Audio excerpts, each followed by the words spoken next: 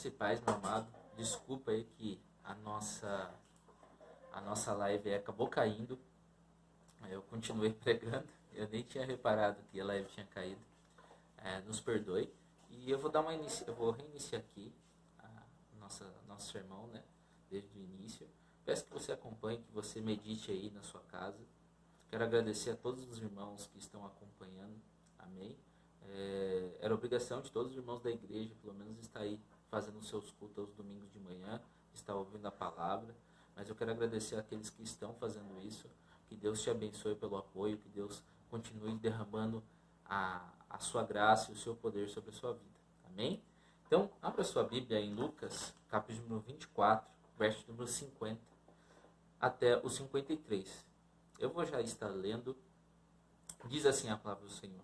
E os levou para fora, até Betânia, e levantando nas suas mãos os abençoou. E aconteceu que, abençoando-os ele, se apartou deles e ele foi levado ao céu. E adorando-o, eles tornaram com grande júbilo para Jerusalém. E estavam sempre no templo, louvando e bendizendo a Deus. Amém. Irmãos, durante todo o período do Velho Testamento, Deus ele foi fazendo intervenções na humanidade. Como assim? Desde Gênesis capítulo de número 3, quando o homem cai, até Apocalipse 21, se iniciou o grande projeto da redenção.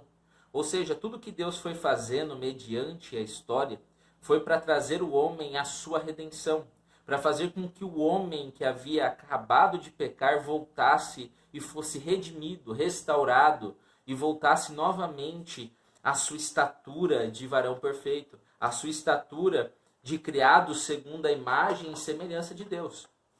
A Bíblia fala então que Deus foi se manifestando através dos profetas, através dos sacerdotes, através de reis. Deus foi se manifestando e fazendo o seu projeto acontecer. Deus foi fazendo a sua vontade sendo exercida. E esse plano da redenção foi preparando o caminho para que aquele que viesse concluir esse projeto da redenção pudesse ter a sua base estruturada.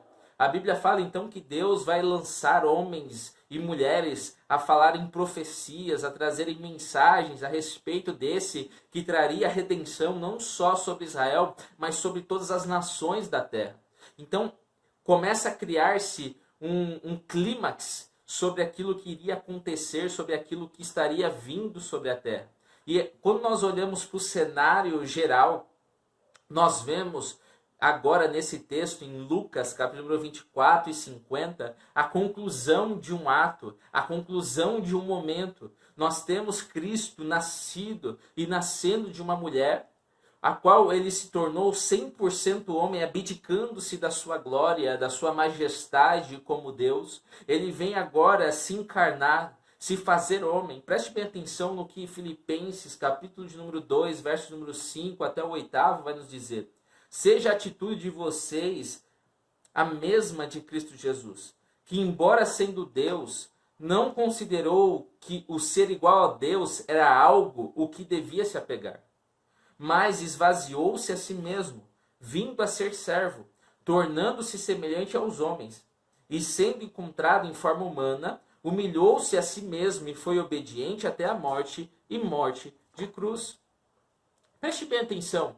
Jesus, quando ele vem como o Messias enviado, quando ele vem, quando aquele que estava sendo esperado, como aquele que iria trazer a conclusão do projeto de Deus, aquele projeto que demonstra o amor de Deus pleno e convicto sobre todo homem, Jesus, quando ele olha para estes homens, ele se esvazia da sua glória, ele arranca a sua glória, ele tira a sua glória, e ele passa agora a se tornar e se comportar e agir como homem.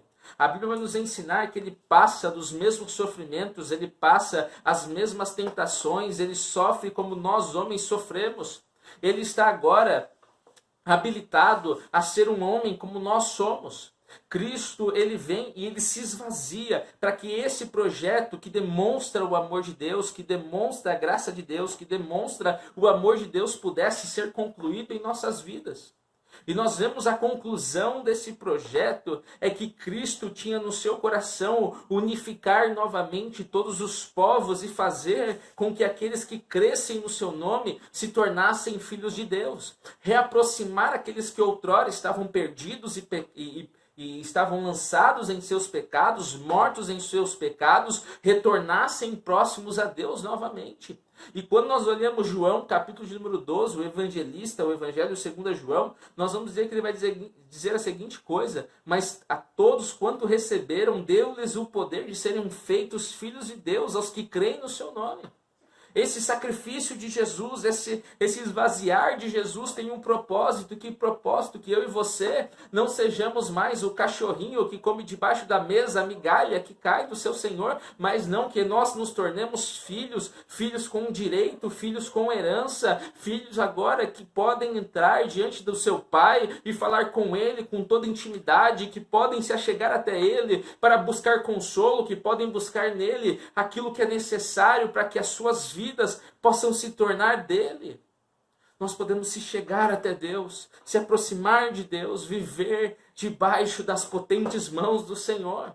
Outrora, aquele poder que estava sobre nós agindo, que nos escravizava, que escravizava a nossa vida e que além disso tampava a nossa visão, que não nos deixava sermos livres, que era o poder do pecado, agora foi quebrado, porque o sangue de Cristo, o seu propósito foi cumprido.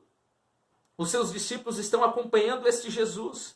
Eles esperavam um Jesus que iria resolver a situação. Eles esperavam um Jesus que ia botar o Império Romano no chão. Eles esperavam um Jesus, um Messias, melhor dizendo, que iria destruir as potências daqueles dias. Mas Cristo, ele vem não para tentar destruir as potências daqueles dias, não, mas para restaurar aqueles homens, para receberem o seu reino de verdade. Ele vem preparar a terra para se preparar para o seu grande reino. Ele vem para pegar aqueles que eram seus e levá-los até este reino, prepará-los para este reino. Ele se esvazia, a fim de que esses homens e mulheres possam experimentar desta redenção. O amor de Deus é tão perfeito que ele se esvazia de quem ele é, para que nós possamos partilhar e compartilhar deste amor, dessa salvação, e estarmos novamente junto com eles. O amor de Deus, ele não vacilou, ele demorou, não. Foi o contra-remédio, quando a doença veio, aquilo que foi contra foi exatamente o plano da redenção de Deus. O homem caiu, Deus colocou o plano da redenção. O homem pecou, Deus colocou o plano da redenção. Nós precisamos entender que Deus nos ama e por isso que Cristo padeceu na cruz do Calvário, para nos chamar em direção à sua cruz, para nos chamar em direção ao seu sacrifício, para que possamos ter plena redenção nele. Em Cristo há redenção. Olha que Colossenses, capítulo de número 1, verso número 14 vai nos dizer: em que temos a redenção pelo seu sangue, a saber, a remissão dos nossos pecados.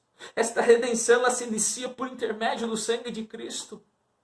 Se eu e você podemos caminhar com a cabeça erguida, se nós podemos ter os nossos pecados perdoados, não é porque você é bonitinho, porque eu sou bonitinho, não, mas é porque o sangue de um inocente, do próprio Deus, verteu-se no Calvário, nos proporcionando a salvação e a remissão dos nossos pecados. E nós olhamos para nós, às vezes nós estamos afundados no poço do pecado, na situação da nossa vida, tudo está destruído, nós não vemos esperança, mas preste bem atenção, em Cristo há esperança para a nossa vida, a redenção, a remissão dos nossos pecados, há um encontro e um convite a nos encontrarmos com Ele mediante o seu sacrifício. O Deus homem se encarnou, o Deus homem foi até a cruz do Calvário, o Deus homem padeceu nela e nos comprou a preço do seu sangue. Então há sim perdão para os nossos pecados. Não há nada que possa nos prender a este mundo, pois maior foi aquele que padeceu na cruz do Calvário, nos proporcionando a remissão e a redenção nele e por intermédio dele. Em Cristo nós alcançamos esta redenção e a remissão dos meus pecados e dos seus pecados. Nós estávamos perdidos. E às vezes nós estamos afundados tanto no nosso pecado que nós esquecemos deste amor e não vemos esperança. Quem sabe você está afundado no vício, quem sabe você está afundado nas dívidas, quem sabe você está afundado no jogo, quem sabe você está afundado na prostituição, no adultério. Preste bem atenção, não importa em que lugar ou situação que a sua carne assumiu o controle da sua vida e você não consegue se livrar. O importante é que algo aconteceu naquela cruz que permite com que você seja liberto. Se você crer em Cristo e aceitar o sacrifício dele na cruz do Calvário e entregar o seu coração plenamente a ele, esta redenção e remissão dos pecados vai te atingir, vai tomar conta do seu ser e você vai ser uma nova pessoa. Não porque você é o super-herói, não, mas mediante o sangue de Cristo Jesus no Calvário. Ele tem poder para transformar, para redimir, para restaurar, para transformar a vida do pecador e dar-lhe uma nova história. Este sangue tem poder para mudar a minha e a sua vida. Este sangue tem poder. Preste bem atenção o que Romanos vai dizer. Romanos 3, 24 e 25. Sendo justificados gratuitamente pela sua graça, pela redenção que há em Cristo Jesus, a qual Deus propôs, para a propiciação pela fé no seu sangue, para demonstrar a sua justiça pela remissão dos pecados dantes cometidos, sob a paciência de Deus. Através deste sangue, nós somos justificados gratuitamente por Ele. Nós vamos ver esse texto altamente linkado com a sua subida aos céus, com a sua ascensão, que nós vamos chegar lá. Esse texto nos explica o porquê Cristo vai até o Pai. Uma das explicações, ele assume o seu lugar à direita de Deus Pai, para ser o nosso advogado, como João vai nos dizer. Filhinhos, não pequeis, mas se acaso pecar, tem um advogado junto ao Pai, Jesus Cristo, o homem. Preste bem atenção, ele está à destra de Deus Pai, justificando, e ele é o único advogado que não tem um inocente qualquer que ele julgue a causa. Toda vez que nós pecamos, não há desculpa para o nosso pecado.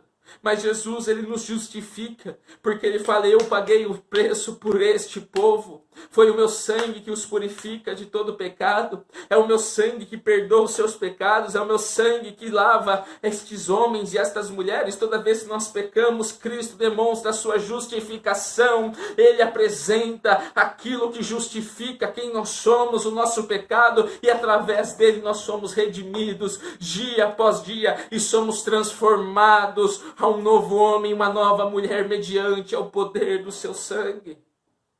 Tito 2,14 vai nos dizer: o que se deu a si mesmo por nós, para nos redimir de toda iniquidade, e purificar para si um povo especial, zeloso em boas obras. Cristo, ele fez isso na cruz do Calvário, para nos redimir, para nos purificar, para nos transformar em um povo especial.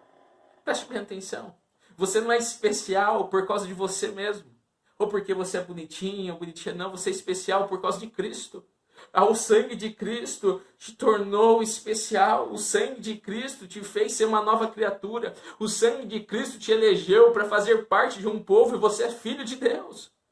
O sangue de Cristo te faz ser uma nova pessoa, não para viver como outrora eu vivia, não para ser quem eu era antigamente, não, mas para ser zeloso em boas obras. É eu me preocupar e continuar carregando aquilo que me marca, o meu chamado de ser um sacerdote de Deus, de ser um eleito de Deus, de ser aquele que está representando Deus na terra, de ser aquele que está buscando o nome do Senhor e fazer com que as minhas boas obras representem o profundo sacrifício de Cristo na cruz do Calvário. Ele me amou, por isso eu amo e por isso eu sigo Ele, por isso eu sirvo Ele, por isso eu vou em direção à sua plena vontade.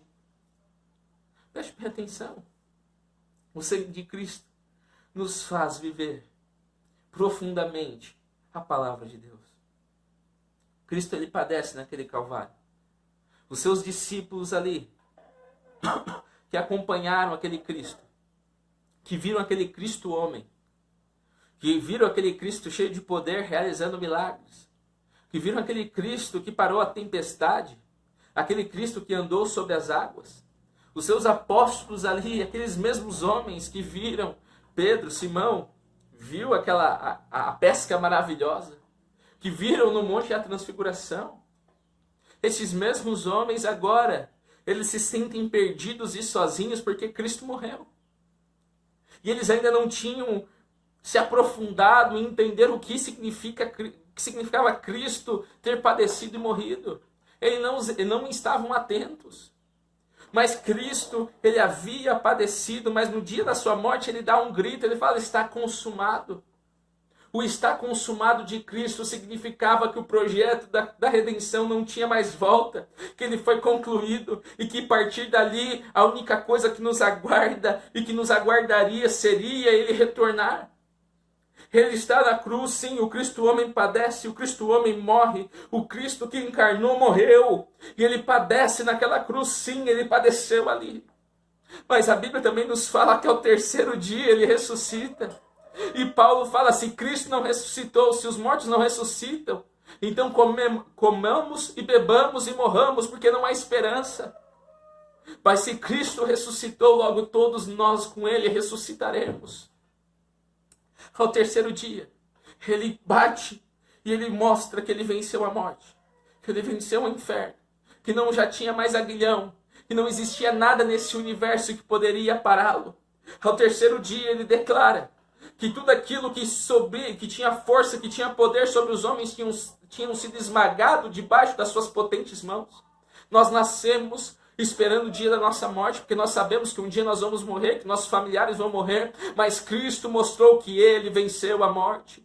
Ele superou a morte, superou o inferno, ele destruiu as potências deste mundo e deste universo, e tudo estava debaixo das suas potentes mãos. Ele morreu como Cristo homem, mas ele ressurgiu transladado com autoridade, com poder e glorificado por Deus.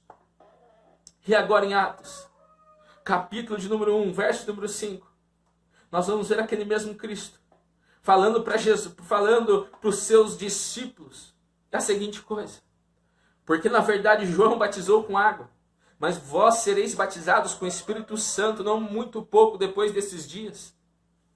Ele vai concluir dizendo: mas recebereis a virtude do Espírito que há de vir sobre vós, e ser-me-eis testemunhas tanto em Jerusalém como em toda a Judéia e Samaria até os confins da terra.